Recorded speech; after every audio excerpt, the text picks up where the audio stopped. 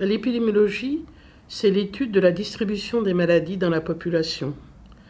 Alors, c'est pas seulement dans le cas des maladies infectieuses, parce qu'on a souvent l'impression que ça vient du mot épidémie, mais c'est d'une façon générale la distribution des maladies, et puis d'essayer de comprendre quels sont les facteurs qui peuvent être associés au risque de ces maladies. En fait, on a eu deux épidémies avec des coronavirus dans les années récentes. Donc le SRAS, c'était un virus assez proche, mais finalement qui conduisait à une situation épidémique totalement différente. Parce que les personnes qui l'attrapaient, la plupart tombaient malades, et la plupart avaient des symptômes, ils avaient besoin d'être hospitalisés. Donc en les hospitalisant et en les isolant, on interrompait complètement les contacts. La transmission se faisait plutôt après l'apparition des symptômes et pas avant.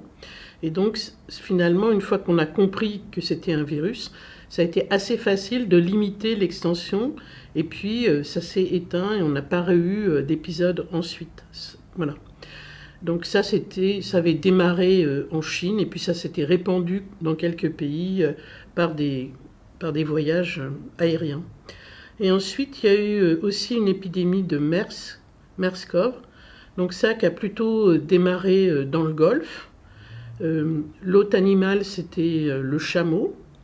Et c'est beaucoup moins transmissible que le SARS-CoV-2. Et donc c'est resté finalement limité à cette région, même s'il y a eu quelques cas en dehors, à nouveau à l'occasion de transports aériens, parce qu'il n'y a pas vraiment une très forte transmission interhumaine.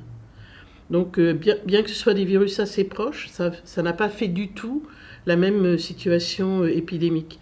Dans le cas du SARS-CoV-2, en fait, beaucoup de gens l'ont sans avoir de symptômes, et même les gens qui vont devenir symptomatiques, le risque de transmission commence avant qu'on ait des symptômes.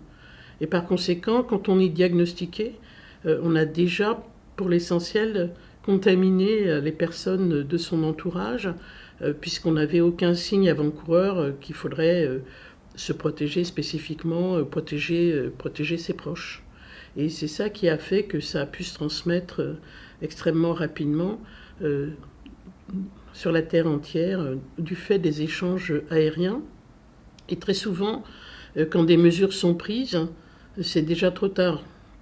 On a appris hier éventuellement la circulation d'un nouveau variant découvert en Afrique australe.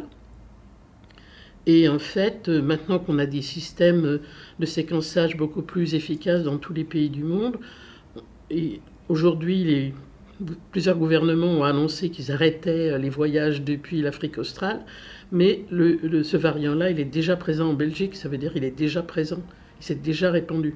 Le temps qu'on s'aperçoive qu'il y a un nouveau variant, il est déjà ailleurs, puisqu'on n'a pas décidé d'arrêter les voyages.